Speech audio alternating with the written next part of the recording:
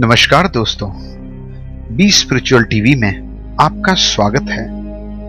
आज मैं आपको श्रीमद् भागवत पुराण के दशम स्कंद में भगवान श्री कृष्ण और उद्धव जी के बीच हुए उस संवाद के विषय में बताऊंगा, जिसमें उद्धव जी ने भगवान से पूछा है कि बहुत से महात्माओं ने मनुष्य के आत्म कल्याण के लिए अनेकों साधन बतलाए हैं, उनमें सभी श्रेष्ठ हैं या कोई एक सबसे बेहतर।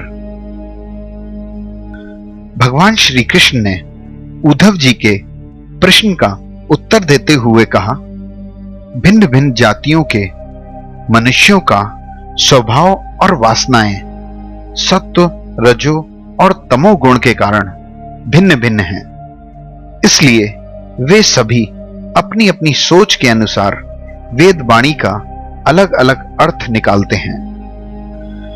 वेदों की वाणी है ही ऐसी अलौकिक कि उसके भिन्न भिन्न अर्थ निकलना स्वाभाविक है।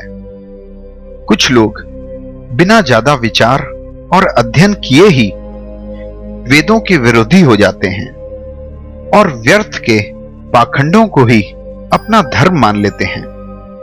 प्रिय उद्धव, सभी की बुद्धि मेरी माया से मोहित हो रही है, इसीलिए वे अपने अपने कर्म संस्कार और अपनी अपनी रुचि के अनुसार आत्म कल्याण के साधन भी एक नहीं अनेक बताते हैं।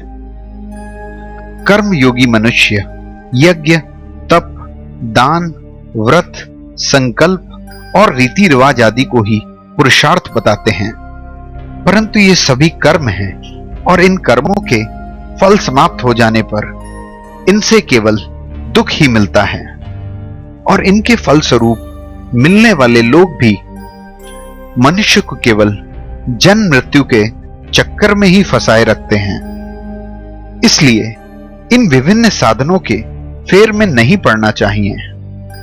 प्रिय उद्धव, जो सब ओर से बेपरवाह हो गया है, किसी भी कर्म या उसके फल की अभिलाषा नहीं रखता और अपने अंतःकरण को पूर्ण रूप से मुझे समर्पित कर चुका है, ऐसे परमानंद भक्त की आत्मा के रूप में मैं स्वयं प्रकट होने लगता हूं। इससे वह जिस सुख का अनुभव करता है वह इस संसार में उलझे मनुष्यों को किसी प्रकार प्राप्त नहीं हो सकता।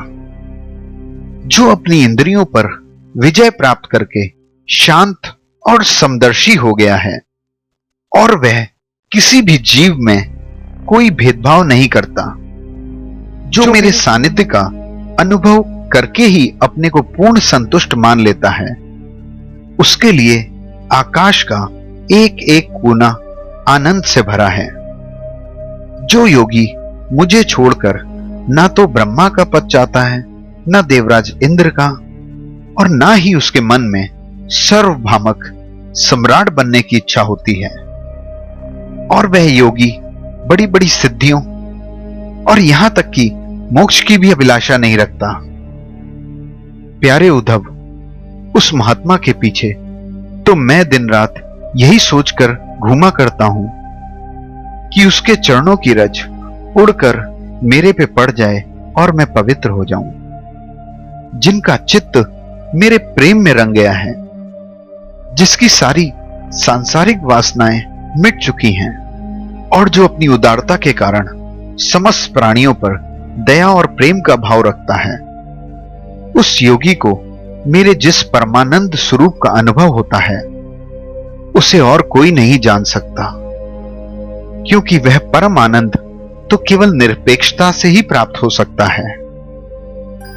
हे उद्धव, मेरा जो भक्त अभी अपनी इंद्रियों को नहीं जीत पाया है और सांसारिक वासनाएं बार बार उसे बाधा पहुंचाती हैं और अपनी ओर खींचती हैं, वह भी क्षण क्षण में बढ़ने वाली मेरी भक्ति के प्रभाव से उन सांसारिक वासनाओं से पराजित नहीं होता। जैसे धधकती हुई आग लकड़ियों के बड़े ढेर को भी जलाकर खाक कर देती है, वैसे ही मेरी भक्ति धीरे धीरे भक्त के समस्त पाप कर्मों को जला डालती है।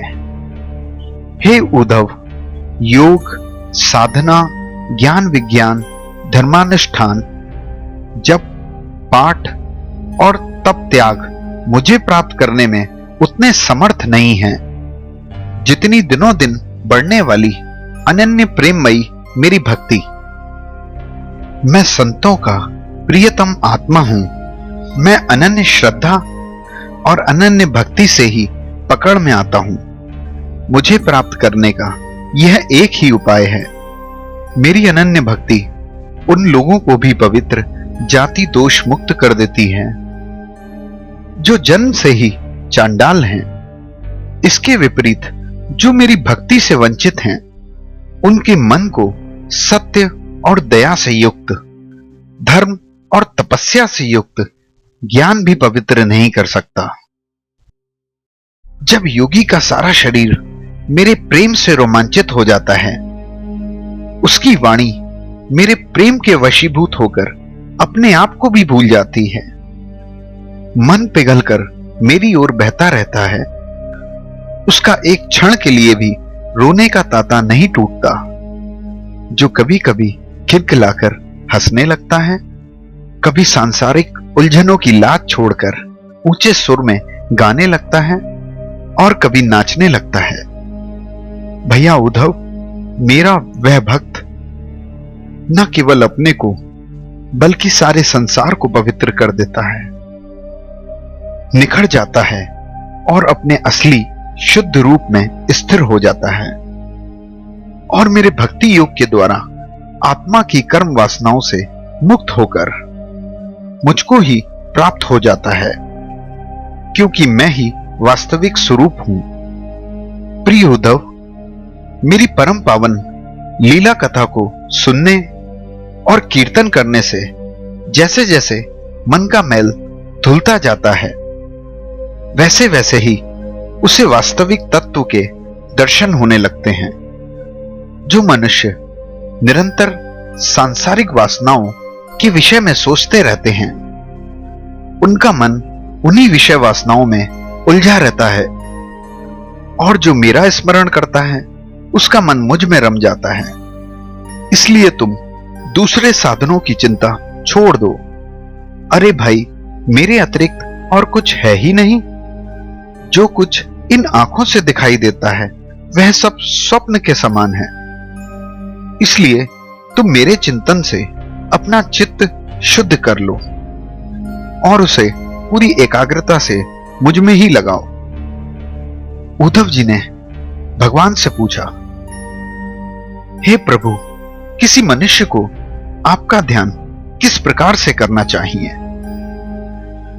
भगवान श्री कृष्ण ने कहा, प्रिय उद्धव, सबसे पहले योगी को किसी ऐसे आसन पर बैठना चाहिए जो ना तो बहुत ऊंचा हो ना ही बहुत नीचा, और वह उस आसन पर शरीर को सीधा रखकर आराम से बैठ जाए।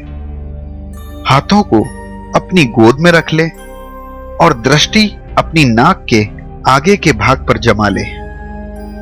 इसके बाद पूरक, कुंभक, रेचक तथा रेचक, कुंभक और पूरक इन प्राणायामों के द्वारा नाड़ियों को शुद्ध करे। पूरक का अर्थ है वायु को श्वास के द्वारा फेफड़ों में ले जाना। कुंभक का अर्थ है श्वास को छोड़ने से पहले फेफड़ों में रोक कर रखना। रेचक का अर्थ है श्वास को छोड़ना। योगी को इन तीनों प्राणायामों का अभ्यास धीरे धीरे बढ़ाना चाहिए और इसके साथ साथ इंद्रियों को जीतने का भी प्रयास करना चाहिए। इन तीनों प्राणायामों के साथ योगी अपने हृदय में बहुत सूक्ष्म ओमकार का ध्यान करे और श्वास या प्राण के द्वारा ओम को हृदय से ऊपर की तरफ बुद्धि में ले जाए और ओमकार में घंटनाद के समान स्वर स्थित करे। योगी इस बात का ध्यान रखे कि ओम के स्वर का तांता प्राणायाम के दौरान टूटने ना पाए। इस प्रकार प्रतिदिन 3 समय 10-10 बार ओमकार के सहित प्राणायाम का अभ्यास करे। ऐसा करने से 1 माह के भीतर उसकी प्राणवायु वश में हो जाती है। उसके बाद योगी ऐसा चिंतन करे कि हृदय एक कमल का फूल है, वह शरीर के भीतर इस प्रकार स्थित है कि मानो उसकी डंडी तो ऊपर की ओर है और मुख नीचे की ओर। अब ध्यान करना चाहिए कि कमल का मुख ऊपर की ओर होकर खिल रहा है। उस कमल के फूल में 8 पंखुड़ियां हैं और बीच में बहुत सुंदर कर्णिका रूपी गद्दी है। और ऐसा ध्यान करना चाहिए कि उस गद्दी पर क्रमशः सूर्य, चंद्रमा और अग्नि स्थापित हैं। इसके पश्चात अग्नि के भीतर मेरे इस स्वरूप का स्मरण करना चाहिए। मेरा यह स्वरूप ध्यान के लिए बड़ा ही मंगलमय है। मेरे हर अंग का गठन बड़ा ही सुडौल है। रोम रोम से शांति टपक रही है। मुख कमल प्रसन्नता से अत्यंत प्रफुल्लित है और सुंदर है। घुटनों तक लंबी लंबी मनोहर 4 भुजाएं हैं। बड़ी ही सुंदर गर्दन है। सुंदर गाल मरकत मणि के समान निखर रहे हैं। मुख पर मंद मंद मुस्कान की मनोहर छटा है। दोनों ओर के कान बराबर हैं और उनमें मछली की आकृति के कुंडल झिलमिला रहे हैं। वर्षाकालीन बादलों के समान श्याम शरीर पर पीला वस्त्र धारण किया है। श्री वत्स एवं लक्ष्मी जी का चिन्ह वक्ष स्थल पर क्रमशः दाएं बाएं विराजमान है। हाथों में क्रमशः शंख, चक्र, गदा और कमल का फूल धारण किए हैं। गले में वनमाला लटक रही है। चरणों में नुपुर शोभा दे रहे हैं। गले में कौस्तुभ मणि जगमगा रही है। अपने अपने स्थान पर जगमगाते हुए किरीट, कंगन, करधनी और बाजूबंद शोभायमान हो रहे हैं। एक एक अंग अत्यंत सुंदर और हृदय को हर लेने वाला है। सुंदर मुख और प्यार भरी चितवन कृपा प्रसाद की वर्षा कर रही है। इस सुकुमार रूप का ध्यान करना चाहिए और अपने मन को एक एक अंग में लगाना चाहिए। बुद्धिमान पुरुष को चाहिए कि मन के द्वारा इंद्रियों को उसके विषयों से खींच ले और मन को बुद्धि रूप सारथी की सहायता से मुझ में ही लगा ले। फिर चाहे मन मेरे किसी भी अंग में क्यों ना लगे। जब सारे शरीर का ध्यान होने लगे तब अपने चित्त को खींचकर एक स्थान पर स्थिर करे और अन्य अंगों का चिंतन ना करके मंद मंद मुस्कान की छटा से युक्त मेरे मुख का ध्यान करे। जब चित्त मुखार बिंद पर ठहर जाए तब उसे वहां से हटाकर आकाश में स्थित करे। तदंतर आकाश का भी चिंतन त्याग कर मेरे स्वरूप में आरूढ़ हो और मेरे सिवा किसी भी वस्तु का चिंतन ना करे। जब इस प्रकार चित्त समाहित हो जाता है तब जैसे एक ज्योति दूसरी ज्योति से मिलकर एक हो जाती है, तब योगी अपने में मुझे और मुझ सर्वात्मा में अपने आप को अनुभव करने लगता है। जो योगी इस प्रकार तीव्र ध्यान योग के द्वारा मुझ में ही अपने चित्त का संयम करता है, उसके चित्त से वस्तु की अनेकता और तत्व संबंधी ज्ञान और उनकी प्राप्ति के लिए होने वाले कर्मों का भ्रम शीघ्र ही निवृत्त हो जाता है। इससे अगले अध्याय में ध्यान योग से प्राप्त होने वाली सिद्धियों के विषय में बताया गया है।